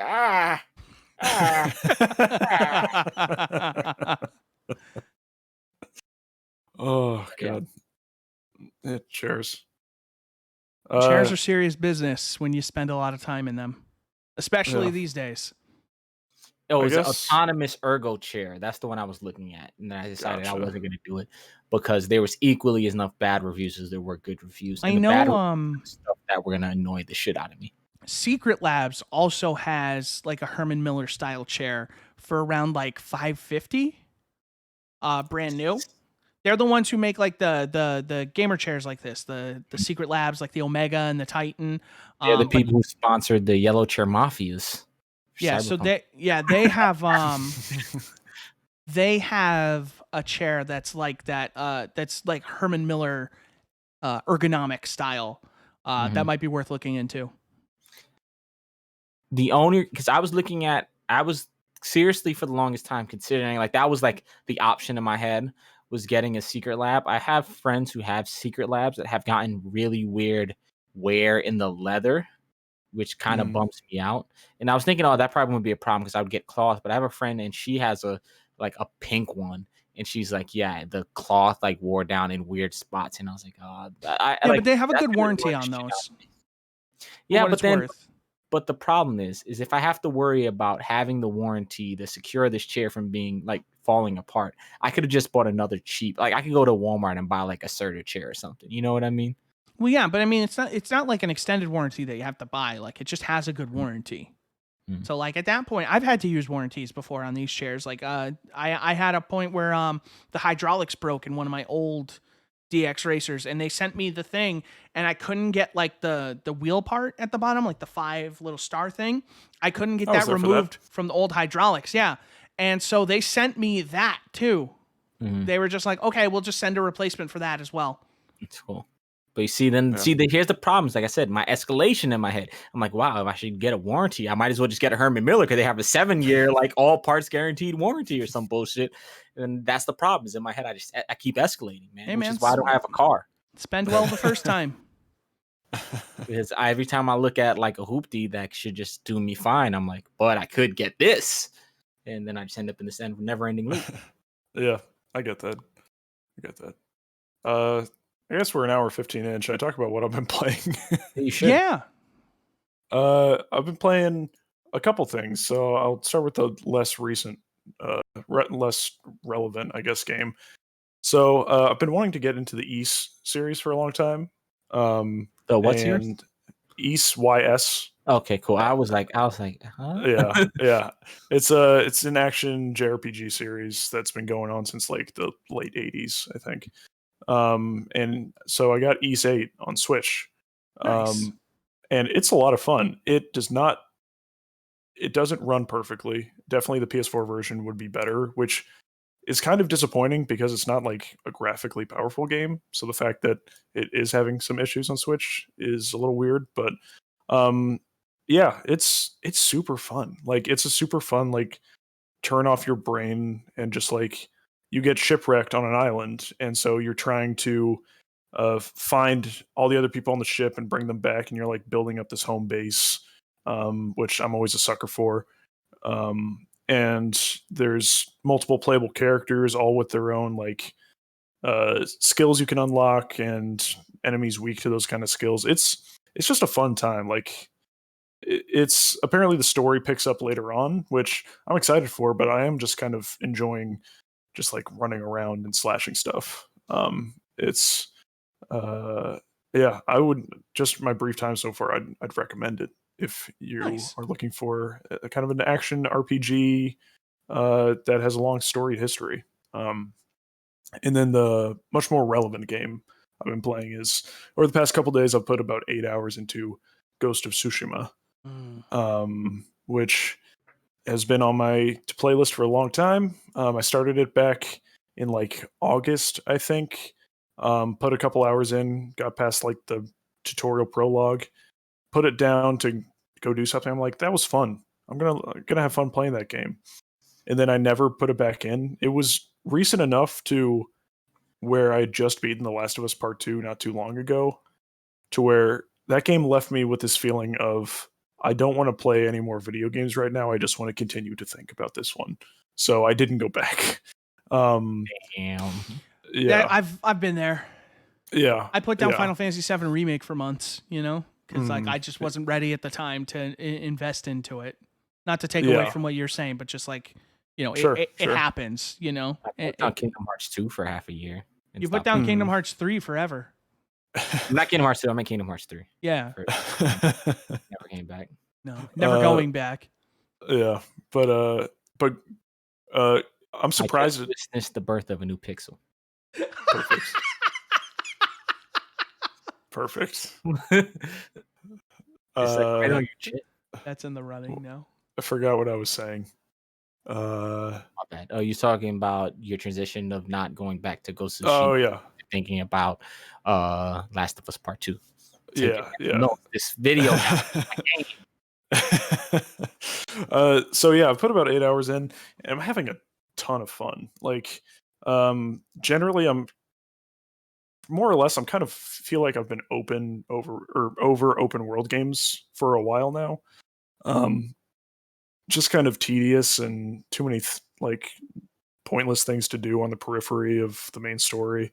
But the side quests in this game have been a ton of fun, actually. And just traversing the environment on your horse, it won best, I think, art direction at the Game Awards. And after playing more of it, it definitely deserved it. That game is beautiful. That game is gorgeous. What did I say? Yeah, you're right, man. What did I say? I know. Yeah, man. So yeah, it's probably the thing I'm most surprised about that I like, honestly, is the combat. It's just so incredibly satisfying. So I have a question. The game, yes. Sorry. Please ask questions. Are you playing more like Way of the Samurai? Are you playing with Honor, or are you playing Assassin's Creed? It depends on the size of the compound I'm entering. So, like, one of them I did today. Also, have you gotten shot out the air 50 times yet? I did once, and I fell into the water because I was jumping between ships, and he hits me in midair, and then I just plummet. I just nosedive into the water. There's like a video that went viral, like when it first was coming out. It's like this Japanese video, and this guy's like sneaking on top of a hut and jumps, and he's trying to assassinate some guy below him. Yep. It's a sword, and he's like this coming down on him. And he's just a flaming arrow, dude, and you see another flame arrow, dude, and he just gets shot in the air, and then he lands on the ground. It's like, oh, and then the guy comes up with this sword, like, oh, and the guy comes up who's trying to assassinate, kicks him one good time, and the clip ends. I was like, I saw that. I remember seeing that actually. Yeah, luckily that's only happened to me once. But like, yeah, just the different sides, like the kind of compound I went into today, like had 3 separate generals I had to beat. So I was like, this is big. I'm not good enough at the combat yet to just take this all head on. So I'm gonna sneak. I'm not with Honor today. But the combat is super cool. Like, it's gotten gripes, and I get it. Like 50%, there's no lock on in the game, which 50% of the time is annoying, and 50% of the time I don't feel like matters all that much. But the game centers around these different stances that are strong against different opponents. So like your base stone stance that you have is strong against opponents wielding swords. So like you can parry and counter and kind of dodge around and kind of take them out pretty quickly.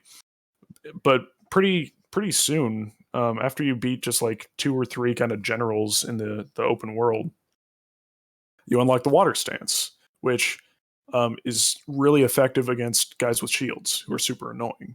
So like you're constantly switching stances depending on what opponents you're going up against, and there's upgrade trees for each stance, or not upgrade trees. There are kind of like a straight line of upgrades for each stance, kind of like the upgrades in The Last of Us Part 2 per category. But yeah, it's super satisfying. Like I'm not a parry person when in games because I usually just find myself to be terrible. But I have gone heavy into parrying in the game. Puberty has to happen once per episode. Once a week. Yep. But it is so satisfying. Because like I got upgrades to where now with a successful perfect parry and then I immediately attack, it does like a ton of extra damage. So, and there's more incentive to where like if you parry or perfect parry, like you'll get resolve back, which is the resource you use to basically heal yourself. It's a kind of like these circles that fill up as you take enemies out, and you can use that to heal if you need to. So yeah, I'm only a few hours in, but the combat is already really addicting, which makes me want to do more side quests because it's more combat and more gameplay. The story so far is solid. The first time I started back in the summer, I did do Japanese voices with English subtitles because it felt right, and I think it still does feel right. But I think that the English cast does a pretty good job. I do like how, at least I know for some of the characters, I think most of the characters, but I could be wrong. They specifically casted with kind of people of descent or from that country, or not from that country, but like Americans who have ancestry from like Mongolia and Japan. So like there's like a little level of authenticity, which is kind of cool. But so at least if you're eating like gentrified food, it's like authentic gentrified food. Yeah, basically. Not like a step removed. I think authentically gentrified food is probably a possible title for this episode. That's what American Chinese food is. It's like Americanized like versions of tradition. So yeah, it's true. It's true. Like your tip, like the Chinese food place. Oh yeah, it's like a whole different world. I went to my roommate first 2 years of college. His parents are like Chinese, and when they sent him back from like holiday break, brings out what I thought was a paper towel, and he opened it up and there was rice inside. I'm like, why do you have a bunch of rice in a paper towel? He's like, no, that's a banana leaf. And I'm like, oh, that's actual Chinese food. Yeah. We needed Will. We needed Will for this week. I mean, I was gonna say, living in New York City, Flushing and Chinatown, like you'll get into like some real Chinese food, and you'll know the difference because most of the like, especially in like Chinatown, if any of you guys have been in New York City, the real Chinese food places, like there's like styles of like where they come. So like if you go to like a Szechuan place, you'll see them with the big wok with like all the peanuts and spices, like a bunch of spices going in a pan. Or you'll see like the like duck in the window hanging upside down, or like the roasted pig, and those are like your authentic like Chinese like cuisine, and they tend to be branded by region and not by like Chinese food. So they'll be like a specific town or something. Yeah, and that's super cool. They normally would probably speak their authentic dialect, and we probably have a hard time ordering, but those are the best places. Yeah. It's when I worked in college admissions, I looked over a lot of applicants from China, and there's this specific, I forget the name of the region, but there's this region, I think in Southeast China, to where they speak Chinese, but they mostly speak Portuguese, which is yeah, that's it's like crazy. I didn't know that. Like I got their passport and it was in Portuguese, but it said China. And I was like, gonna say, wait, in China, I think like of noted major dialects, I think it's something like 38 or something crazy, like of major known dialects, and then like hodgepodge of different like variants in between of like Mandarin mixed with like I can't remember, but like Shenzhen has its own dialect, and then like all these other places have their own like version of Mandarin and like different spin-offs, and there's so many different languages there. It's like Yeah.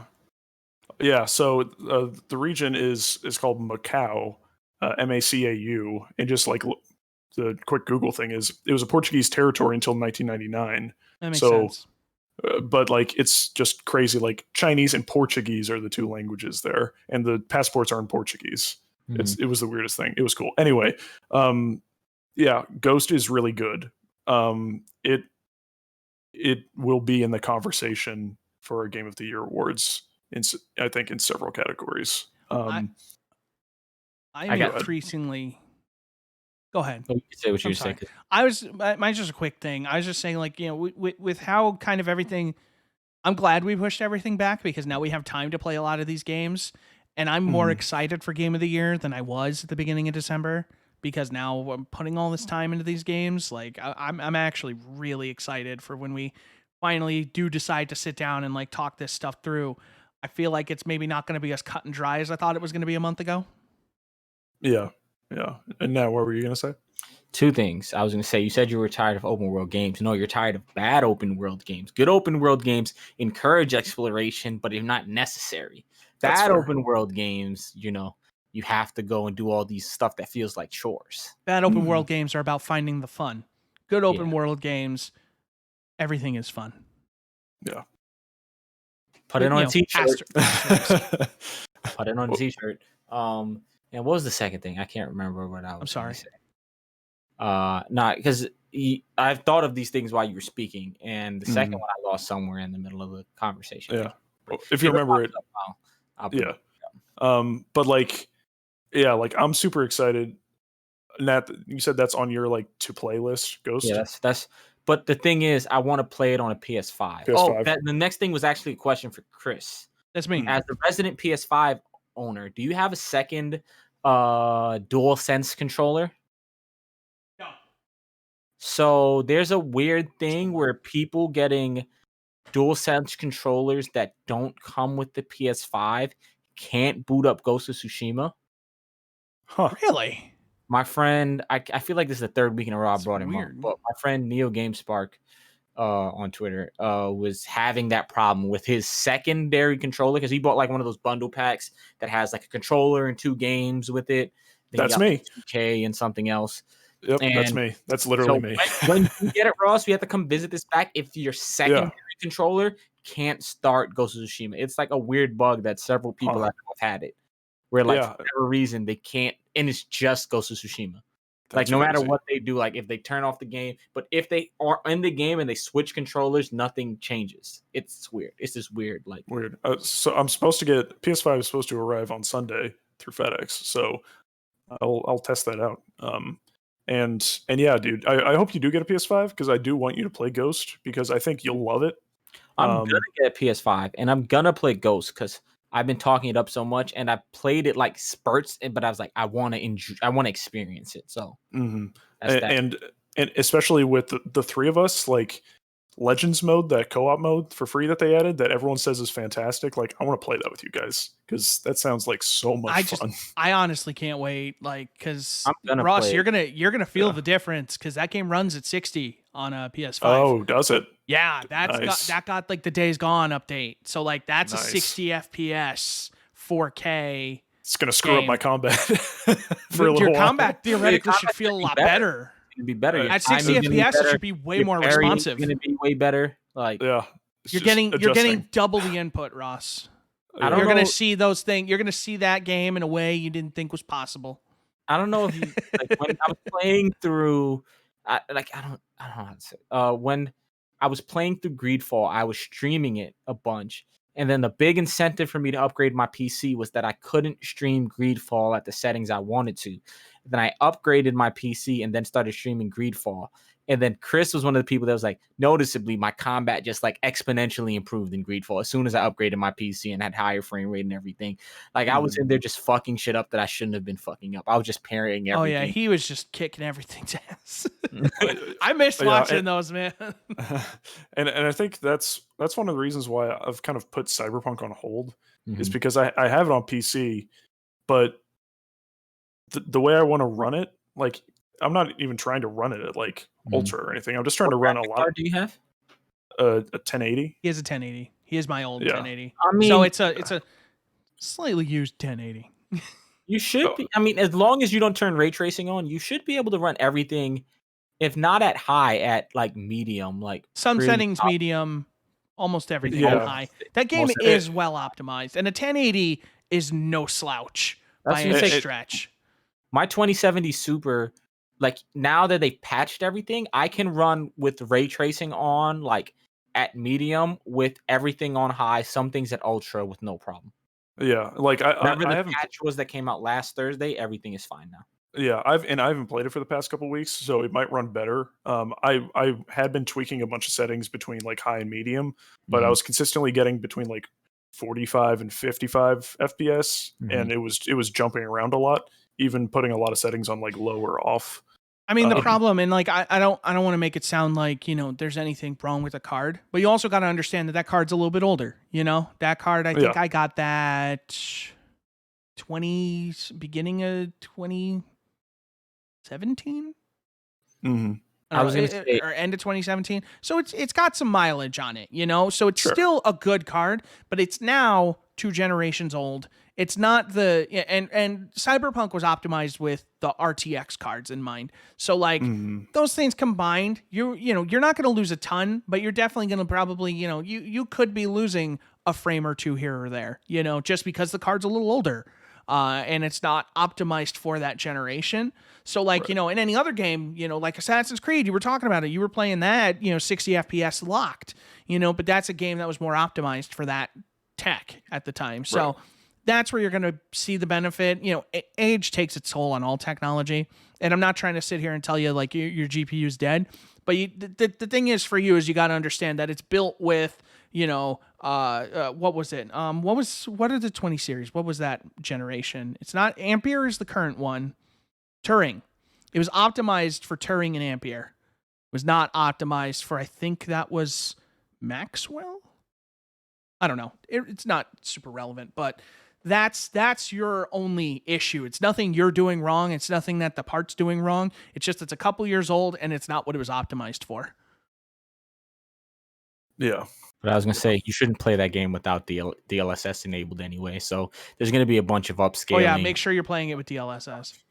Because, it just makes everything run smoother. Do you have DLSS on? Yeah. I don't. I didn't think it was in the settings. I didn't see it. It's there. That and so like. Do the 10 series support DLSS? I thought they did. Or is that exclusive to 20 series and higher? I thought I remember seeing DLSS actually in the settings in Cyberpunk, and it's very bottom, right below ray tracing. And I thought I remember it being grayed out, and I couldn't select it. 20 and 30 series. Yeah. Right. Damn so it! I don't have that. All the more incentive to upgrade, Ross, because DLSS is a huge technology. Yeah, it's just I just dropped $750 on a PS5 bundle. No. So I'm not saying like, listen, you couldn't go out and buy one right now if you wanted to. But I'm just saying, like in the future, that's one of the things you're gonna get. You'll be able to render it, or super sample it to 4K and then downscale it to the resolution you want to play at. So you'll be able to take a 4K image and run it at a lower resolution to increase the sharpness and your frame rate. Yeah, it's probably a new graphics card is probably going to be a second half of 2021 purchase for me. No worries. Hey, by that point, you might be looking at supers, which could be even better for you. Which is why I'm thinking of holding out. Is like I have a 2070 Super, and I don't want to just upgrade to an RTX like 3070 or 3080 or whatever. I might just wait till I did that and just do that, because I feel like as soon as I pull the plug and buy one, a new card is going to come out. So I'm just going to fucking wait. Mm-hmm. See, I don't care about the supers. Like, jumping from a 20 series to a super is going to make a bigger deal than like jumping from like a regular 30 series to a 30 super. I'm not worried about that performance gap. I don't think it's going to be a big deal, especially considering the performance. I don't remember. I don't think I had hooked it up last week. I had my 3080 last week, but it was not in my PC. No, you I hooked it up have right it after you showed me installed now. That's why we were video chatting last week, Yeah. because you showed me the box. I was gonna say also, so you know how like when people buy, like Samsung does it and Apple does it, where like you either buy like the main number or you buy the S. And I'm on the S versions of, like, I'm on the super versions of the graphics card, so I don't want to go and get the regular numbered one. I might as well just keep in the super territory. You know what I mean? That's fair. Yeah, that makes sense. That's fair. Well, yeah, that's all I've been playing. Ghost, pretty much. And Is that everything we've been playing I think so. for the three of us? Oh, only thing I was gonna say is, yeah, when you get that, Ross, you checked it out. The reason I thought to ask you, Chris, about the Ghost of Tsushima weird glitch with the controllers, because like you're the one guy here with the PS5 and the one guy I would trust to kind of maybe figure out what's going on there, because I think that's pretty weird that I haven't been able to see anybody explain why that's happening. I bet what's probably happening is the PlayStation registers controllers in like it probably registers controllers in the order in which they've been like used on the console. So probably it's not even the one that's packaged. I bet if they had used the bonus controller and set that up first with the PS5, I bet that would work. Because this is just a controller that they put in the box. I don't think they do anything special with these. Like, this isn't like built for this PS5. This is just the next controller off the line when this one came. So what I'm thinking is, this controller, my PlayStation 5 recognizes this as the first and right now only controller. If I added a second one, it's just going to be the next one on the registry.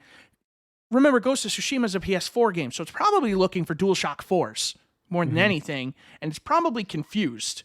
So it's just picking the top controller because it probably doesn't know what it's looking for. And then when you're using a second controller, it's probably just like, wait. I don't know what I'm looking for here. I want this controller. There's no scientific basis behind anything I just said. I think it might just be how the PlayStation 5 registers controllers. That's fair. One last quick thing. I forgot because I wasn't on last week, so I don't think I've talked about it on the podcast yet, but I could be wrong. Half-Life Alyx. Ooh, no, you have not.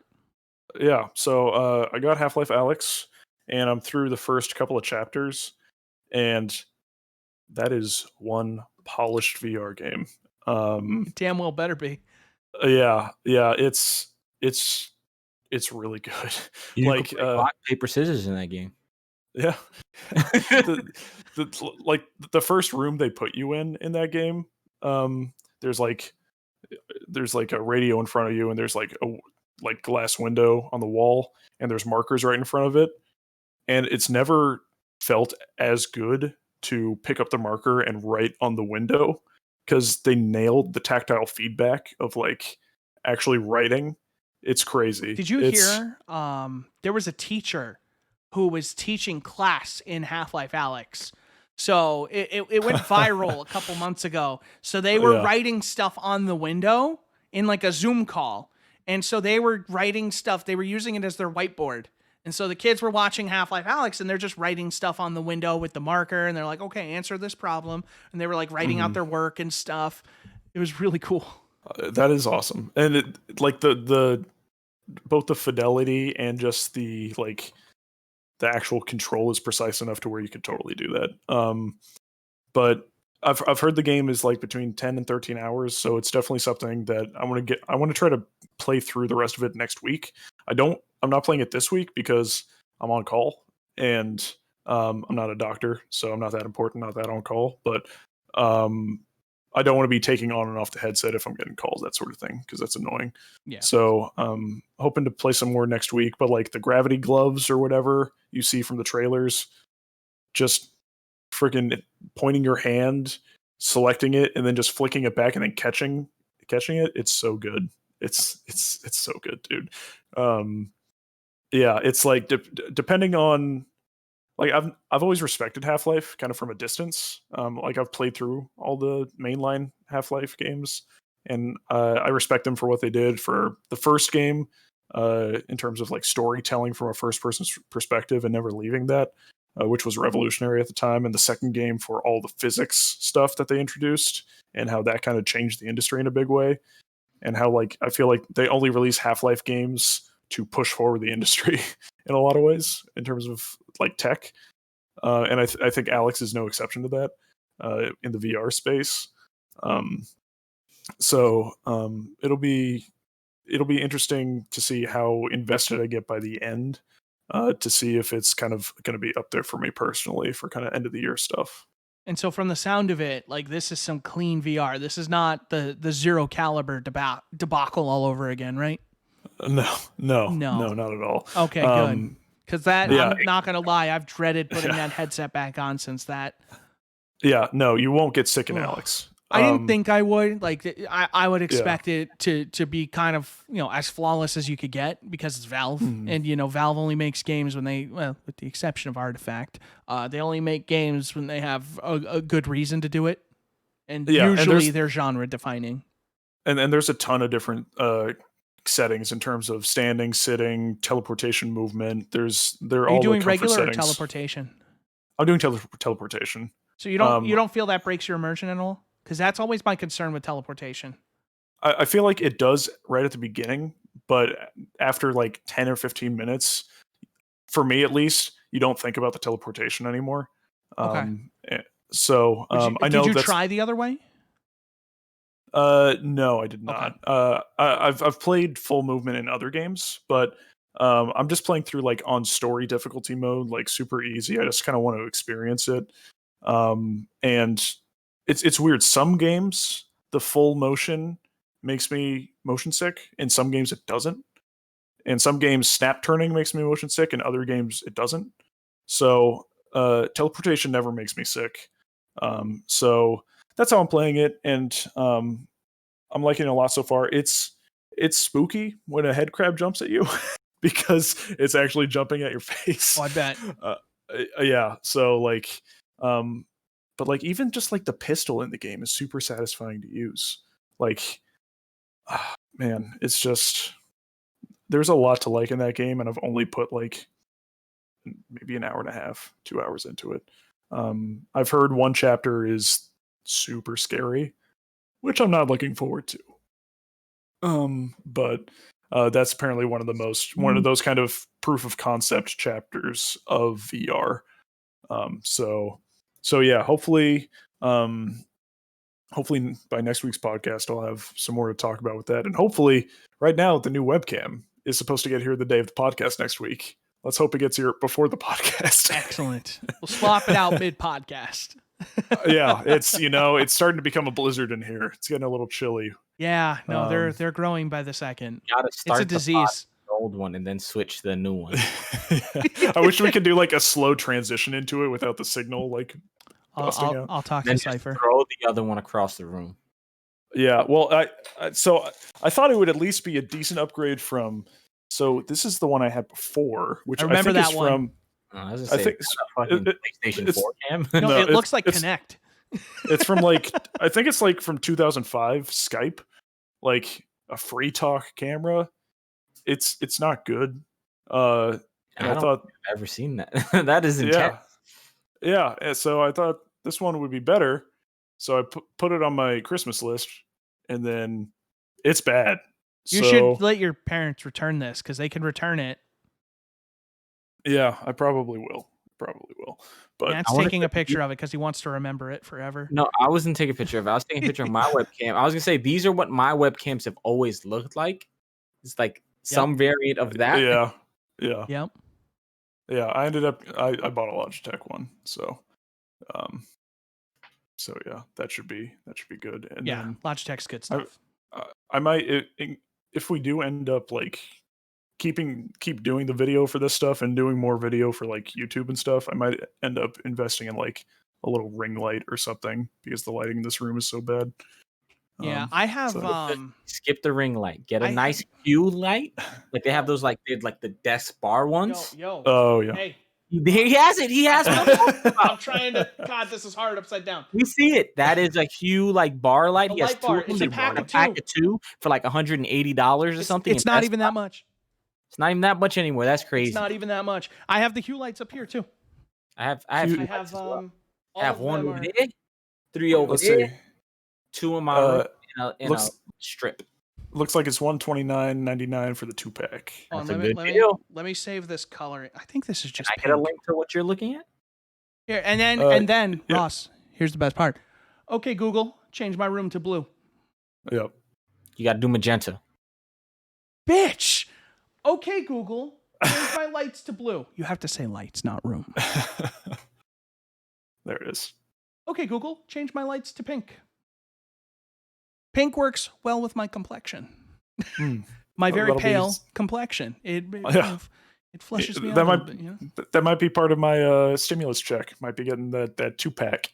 You got this dope Bar app lights. that you can like customize like all the individual brightness and stuff, and this is not gonna focus, is it? No. No, it Yeah, is. it's on the Yeah, you can computer. customize the brightness. You can customize your colors and stuff from here. The program right now, it's gonna sync with your guys' voices and change and like get brighter and darker.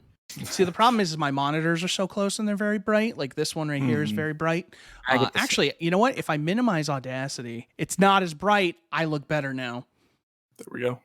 There we go. There we go. Hey Siri, turn lights to blue. Okay, which room? Off. Bedroom, office. Voila, Oxford blue. Oxford blue. You guys see Boom. it? You see it? Oh yeah. Oh, Where? it looks like you're in Rapture. You should see. He has a really good setting for Cyberpunk. He has like a Oh, yeah? Cyberpunk setup. Yeah, he showed me last week. It was really dope. Dad, set that up. Yeah, a second. While he does that, can I talk about my 3080? Because it Sure. wasn't set up last week. I want to talk about it. I'm going to shrink that down for now so it's not lighting up the side of my face. So I got my 3080, and if you notice me and you're watching the video and you saw me keep looking over to my right, my GPU is sagging, and it's a problem. So I bought a bracket for that I have to hopefully get very soon and install that, because my GPU is basically like it should be flush, but instead it's like kind of tilted. Oh, that's not good. No, it's not good. And it's a very big graphics card, and it's definitely sagging. However, I can say this thing runs like a dream. So when I got my 2080 Super, I had a ton of problems because I thought I did a clean install of the drivers, and I didn't apparently, even though I told it to. So I had a ton of problems with it, a bunch of bugs. This thing, I made sure I did the clean install. Even compared to when I got my 2080 working, this thing runs like a dream. Like this is, and it should be, but this is the best graphics card I've ever had. Like just in terms of like visual style, in terms of like usability, like this thing just does its job. This is the biggest leap I have ever felt in a graphics card. You know, in all my time with graphics cards. Like I cannot at this point, and I haven't even used it to its fullest potential yet, I cannot say enough good things about these Ampere cards. Like these are the real deal. And it's a shame that people can't get their hands on them because these are fantastic. Yeah. I have the higher end one. I have the For the Win 3 from EVGA, the Ultra. So this is the highest end kind of like consumer grade GPU that they have outside of like going into like their Kingpin series or like their liquid cooled and things like that. So the games I play the most, I don't really notice the frame rate jump because like I play a lot of Apex, I play a lot of Destiny. Destiny is going through its problems where their new lighting engine in Beyond Light is causing a lot of problems with performance. But even with that, it's having a rave over there. Sync to your voice. It's synced to my voice, yeah. So even on Destiny, where my performance dropped as much as like 30 to 40 frames, depending on the zone I was in on my 2080, I've basically reclaimed those frames, which is really good. But in a game like Borderlands 3, I installed Borderlands 3 strictly because it was a game that I couldn't run as well as I wanted to on my 2080 Super. I averaged around 70 frames with most settings on high, a couple maxed out, and a couple of them like I turned shadows down and stuff like that just to kind of make sure it consistently stayed above 60. I shit you not, I run this thing through the benchmark. At no point did it ever drop. I have everything maxed out. The only stuff I turned off is motion blur. This thing runs Borderlands 3 maxed out 1440p, never dropped below 100 frames, averaged 113. In the first zone of the game, it's locked at 144. It did not move, not a frame. This thing is incredible. You don't have epilepsy net. I don't know why. Is it supposed to keep changing color? There's different settings. Yeah. Oh, okay. So this is like on a rainbow setting. Because I was for a little bit, I was trying to see like if I could, like if it's just volume based, because I was gonna see how much I could change the color. But yeah. But this 3080 has been phenomenal, and it has just taken everything I've thrown at it and just been like, yeah, what else you got? It stays as cool, if not cooler, than my 2080. While performing better, while looking better, and being quieter. Like the fan, like it's triple fan. This thing is a monster in my machine, but it hasn't affected any of my other temps. It's great. I cannot recommend these things highly enough. EVGA is one of my favorite brands for graphics cards. They're the one who made my 2080. They made most of the graphics cards I've ever owned. So I would highly recommend if anybody is looking for a 3080 and has the opportunity to buy one, EVGA would be my top brand to recommend. They are reliable. They're great. 100%. You cannot go wrong. Nice. Hopefully by the time I'm looking for cards kind of mid 2021, the availability won't be as big of a problem. So... But I just realized my flash drive's been in my PC for like a day and a half. But I'll need to wind down pretty soon. Yeah, no, we're definitely at that point. I just wanted to make sure to talk about the 3080 because I couldn't last week. I spent a lot of time talking about having it, but I didn't get to throw some numbers out, and I'm really happy with it. Like this generation, if you've been holding out, this is the time to buy your new GPU. This is the generation that's really going to give you that jump that you're really going to feel. Because I'll be honest, going from my 1080 to my 2080 Super, it wasn't. I expected to feel it more. Yeah. You'll feel the even to a 3070, Ross. You'll feel the massive difference.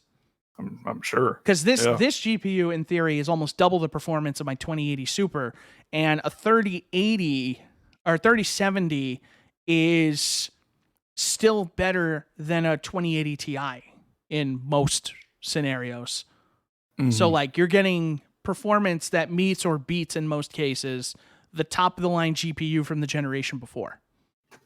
This is the cyberpunk setting, but it's reflecting the lights from you guys because my screen's just so bright, so it doesn't really look as good. That's still fine. Looks dope. You get that little, the little hate. I like it. And Nat will tweet out his cyberpunk settings. Yes, it's Comic Kid. I know I won't. Because he knows how that game runs on everybody. No, I won't. No, he means your light settings. Your light settings, not your graphic settings. Because my setup is completely different than everybody else's. Yeah, so like if I had the fancy face lights that Chris had, it'd be over. So like Nat said, it's a one-size-fits-all solution. It'll put the basic specs out there. It's no problem. Keep an eye on his Twitter. Follow at you're going to be looking for a long time. You're going to be looking just as long as you're looking for me to finish Kingdom Hearts 3. Oh, big oof. Yeah, that looks nice right there. You can kind of see it. A little bit of that neon glow. Yeah. I like it. He had it the other day. Perfect, man. It looked real dope. All right, guys. Anything else we want to touch on, or? No. I think next week I should have a lot more updates about Half-Life and Ghost. But beyond that, Ross, do we want to? I know we talked about it. Do we want to plan out writing some, kind of last minute final says? Throw a couple of those up. Yeah, I think we can. All right, we'll discuss that. So expect maybe next week a couple final says go up. Yeah, about some games that are going to be some obvious contenders for some Game of the Year categories. Yeah, I think anything that we reasonably want to talk about, we should probably throw something up for it, just to have it there, just to kind of get some initial thoughts out. Yeah, I'm done. Yeah, guys, if you listen to this on audio and you feel like the video took anything away from you, let us know. We can try and do better. But if you're watching this on video and you had a good time, let us know. Leave a comment. You know, like the video. What is it? Don't forget to like and subscribe. Like and subscribe. Yep. Ring a ding ding that bell for notification. No, screw that shit. Genuinely let us know if you like the video. Anything beyond that, do what you got to do. I'm not worried about algorithm. We're not getting involved in the YouTube algorithm right now. Down the stairs away to get away from the ring a ding ding that bell. If I had more horizontal space, I would do the walk down the stairs. I can do a mean YouTuber. Just you wait. I can shill like the best of them. You know. I might have I'm not afraid to sell I have out. like an influencer like nose ring and earring and stuff, but no, I'm not with the influencer vibes. Next episode of the podcast, we're just going to start off. Hey guys, we want to talk about today's sponsor, Manscaped. That's not the one anymore. It's the soap one, and it's the bidet one, and there's another one. I have not seen any of those, but I still see Manscaped. Yeah, Manscaped does have that new like clipper where they're like, it doesn't nick your balls. And I'm like, I bet like $100 I could get it to nick my balls. Guys, let's talk about our actual sponsor for the podcast, Anchor.fm, where you can go and make a podcast just like this one, absolutely free. You already heard that at the beginning. I put it at the start. If you skip it, you skip it. It's whatever. Anchor's good though. We're also good. We're getting out of here. Ross is giving me the look of like, you need to stop. He's like, I'm losing more pixels by the second, man. I got my wife yelling at me to come out for dinner. All right, guys. Thank you all for being here. Genuinely, if you like the audio or if you felt the audio was weird, let us know. Tweet at us, Nightmare CV, It's Comic Kid, or RP Orlando 91.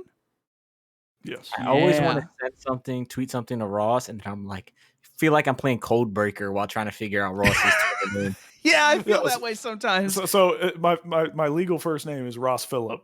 So that's the RP, and then the O. I'm just always like, oh, what is it? Yeah, just get RPO, and then you'll be. And then I always end up finding it. I'm like, I type in Nightmare, and then I'm like. And then I get his, and then I normally get yours right after as soon as I hit R. And then I delete Nightmare if I just want to send something to you.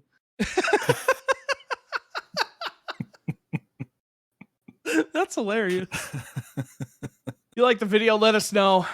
Let Cypher know. He'll edit it. Thank you guys for watching or listening. Have a good one. We'll see you next week. Bye-bye.